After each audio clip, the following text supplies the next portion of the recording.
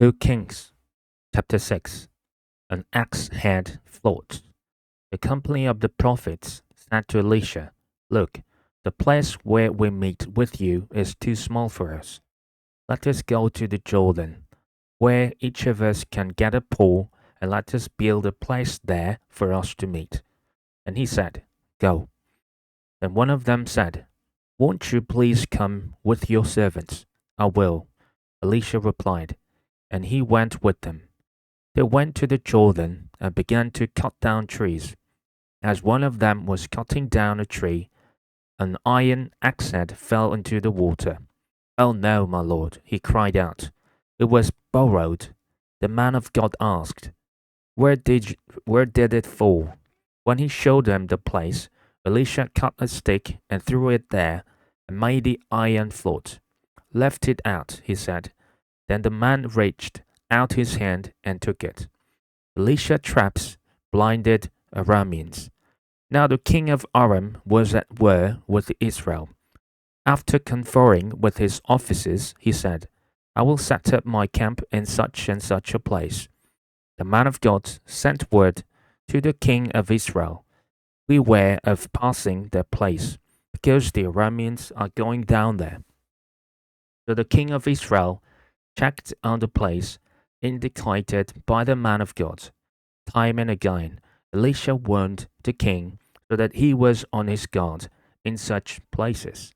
This enraged the king of Aram. He summoned his officers and demanded of them, "Tell me, which of us is on the side of the king of Israel?" "None of us, my lord the king," said one of his officers.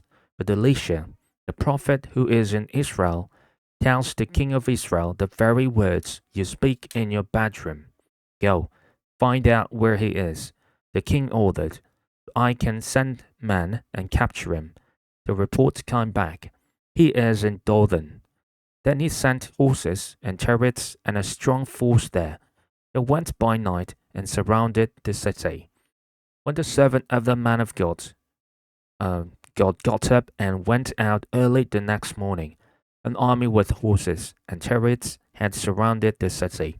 "Oh no, my lord, what shall we do?" the servant asked. "Don't be afraid," the prophet answered. "Those who are with us are more than those who are with them." And Elisha prayed, "Open his eyes, Lord, so that he might see."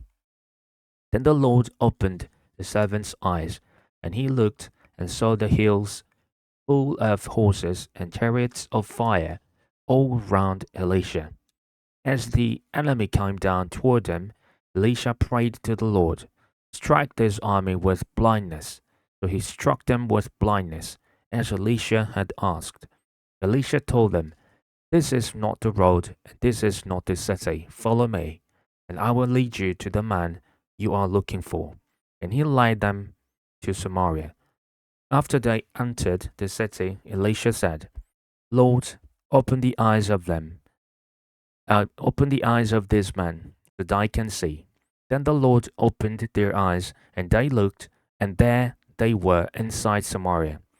When the king of Israel saw them, he asked Elisha, "Shall I kill them, my father? Shall I kill them?" "Do not kill them," he answered. "Would you kill those who have captured with your own sword or bow? Set food and water before them, so that they may eat and drink and then go back to their master." So he prepared a great feast for them, and after they had finished eating and drinking, he sent them away, and they returned to their master. So the bands from Aram stopped raiding Israel's territory. Famine and besieged Samaria. Sometime later, Ben-Hadad, king of Aram, mobilized his entire army and marched up and laid siege to Samaria. There was a great famine in the city.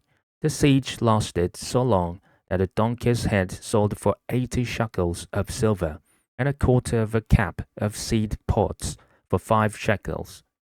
As the king of Israel was passing by on the wall, a woman cried to him, "Help me, my lord the king."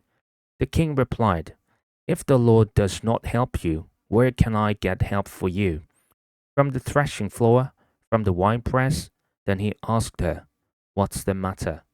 He answered, This woman said to me, Give up your son, so we might eat him today, and tomorrow we will eat my son. So we cooked my son and ate him.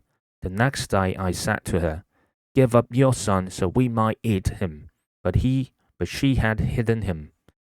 When the king heard the woman's words, he tore his robes.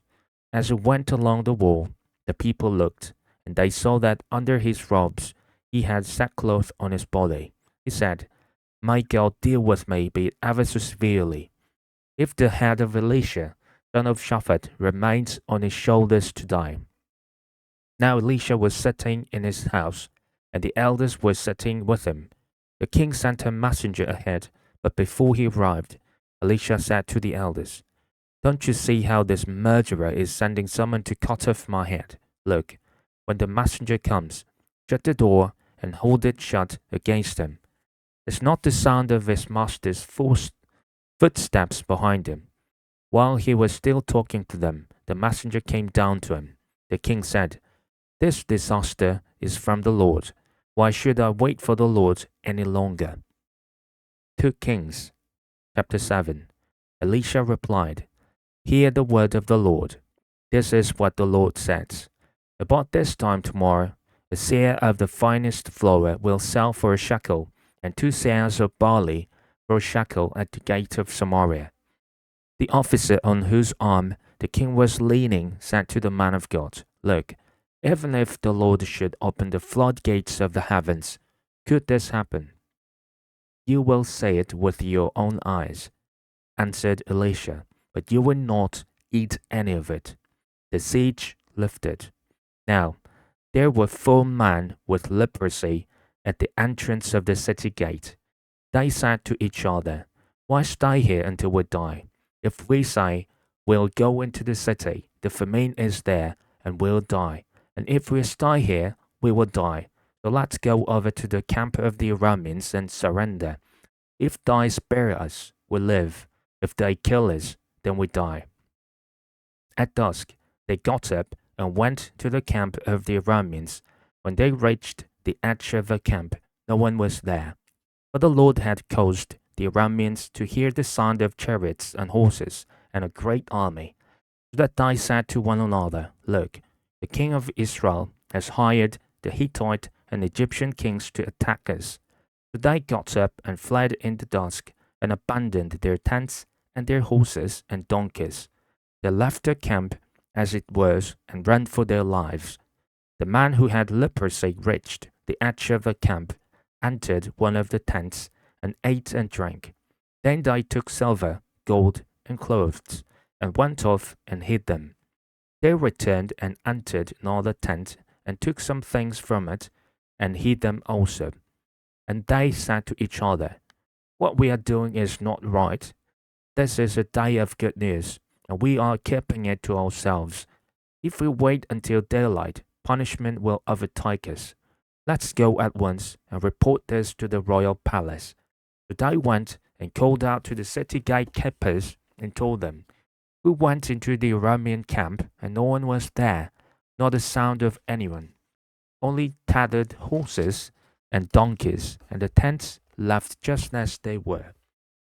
The gatekeepers shouted the news, and it was reported within the palace. The king got up in the night and said to his officers, I will tell you what the Arameans have done to us. They know that we are starving, but they have left the camp to hide in the countryside, thinking, They will surely come out, and then we'll take them alive and get into the city. One of his officers answered, Have someone take 5 of the horses that are left in the city.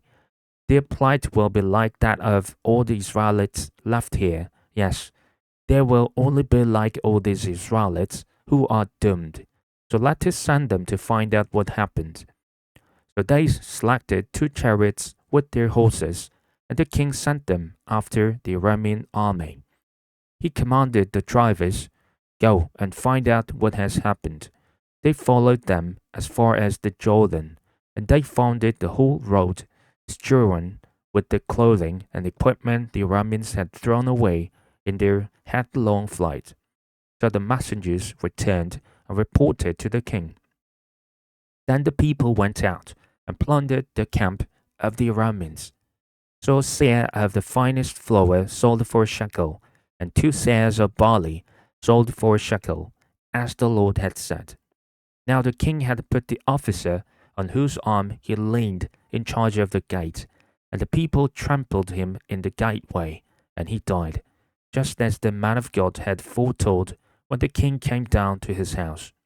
It happened as the man of God had said to the king, about this time tomorrow, a seah of the finest flour will sell for a shekel, and 2 seahs of barley for a shekel at the gate of Samaria. The officer had said to the man of God, Look, even if the Lord should open the floodgates of the heavens, could this happen? The man of God had replied, You will see it with your own eyes, but you will not eat any of it. And that is exactly what happened to him. For the people trampled him in the gateway, and he died. 2 Kings chapter 8. The Shunammite land restored. Now Elisha had said to the woman whose son he had restored to life, Go away with your family and stay for a while wherever you can, because the Lord has decreed a famine in the land that will last 7 years. The woman proceeded to do as the man of God said. She and her family went away and stayed in the land of Philistines 7 years. At the end of the 7 years, she came back from the land of the Philistines and went to appeal to the king for a house and land. The king was talking to Gehazi, the servant of the man of God, and had said, Tell me about all the great things Elisha has done. Just as Gehazi was telling the king how Elisha had restored the dead to life, the woman whose son Elisha had brought back to life came to appeal to the king for her house and land. Gehazi said, This is the woman, my lord the king. This is her son, whom Elisha restored to life. The king asked the woman about it, and she told him. Then he assigned an official to her case and said to him, Give back everything that belonged to her, including all the income from her land, from the day she left the country until now. Hazael murders Ben-Hadad. Elisha went to Damascus, and Ben-Hadad king of Aram was ill. When the king was told, The man of God has come all the way up here, he said to Hazael, Take a gift with you and go to meet the man of God. Consult the Lord through him. Ask him, Will I recover from this illness? Hazael went to meet Elisha, taking with him as a gift 40 camel loads of all the finest wares of Damascus. He went in and stood before him and said, Your son Ben-Hadad, king of Aram, has sent me to ask, Will I recover from this illness? Elisha answered, Go and say to him, You will certainly recover. Nevertheless, the Lord has revealed to me that he will, in fact, die. He stared at me with a fixed gaze until Hazael was embarrassed. Then the man of God began to weep. Why is my Lord weeping? Asked Hazael. Because I know the harm you will do to the Israelites, he answered. You will set fire to their fortified places, kill their young men with the sword, dash their little children to the ground, and rip open their pregnant women. Hazael said, How could your servant, a mere dog, accomplish such a feat? The Lord has shown me that you will become king of Aram, answered Elisha. Then Hazael left Elisha and returned to his master. When Ben-Hadad asked, What did Elisha say to you? Hazael replied, He told that you would certainly recover. But the next day he took a thick cloth, soaked it in water, and spread it over the king's face so that he died. Then Hazael succeeded him as king. Jehoram, king of Judah. In the 5th year of Joram, son of Ahab, king of Israel, when Jehoshaphat was king of Judah, Jehoram, son of Jehoshaphat, began his reign as king of Judah. He was 32 years old when he became king, and he reigned in Jerusalem 8 years. He followed the ways of the kings of Israel, as the house of Ahab had done, for he married a daughter of Ahab. He did evil in the eyes of the Lord. Nevertheless, for the sake of his servant David, the Lord was not willing to destroy Judah. He had promised to maintain a lamp for David and his descendants forever. In the time of Jehoram, Edom rebelled against Judah and set up its own king. So Jehoram went to Jair with all his chariots. The Edomites surrounded him and his chariot commanders, but he rose up and broke through by night. His army, however, fled back home. To this day, Edom has been in rebellion against Judah. Libnah revolted at the same time. As for the other events of Jehoram's reign and all he did, are they not written in the book of the annals of the kings of Judah? Jehoram rested with his ancestors and was buried with them in the city of David. And Ahaziah his son succeeded him as king. Ahaziah, king of Judah. In the 12th year of Joram, son of Ahab, king of Israel, Ahaziah, son of Jehoram, king of Judah, began to reign. Ahaziah was 22 years old when he became king, and he reigned in Jerusalem 1 year. His mother's name was Athaliah, a granddaughter of Omri, king of Israel. He followed the ways of the house of Ahab, and did evil in the eyes of the Lord, as the house of Ahab had done, for he was related by marriage to Ahab's family. Ahaziah went with Joram, son of Ahab, to war against Hazael, king of Aram, at Ramoth Gilead. The Arameans wounded Joram. So King Joram returned to Jezreel to recover from the wounds the Arameans had inflicted on him at Ramoth in his battle with Hazael, king of Aram. Then Ahaziah, son of Jehoram, king of Judah, went down to Jezreel to see Joram, son of Ahab, because he had been wounded.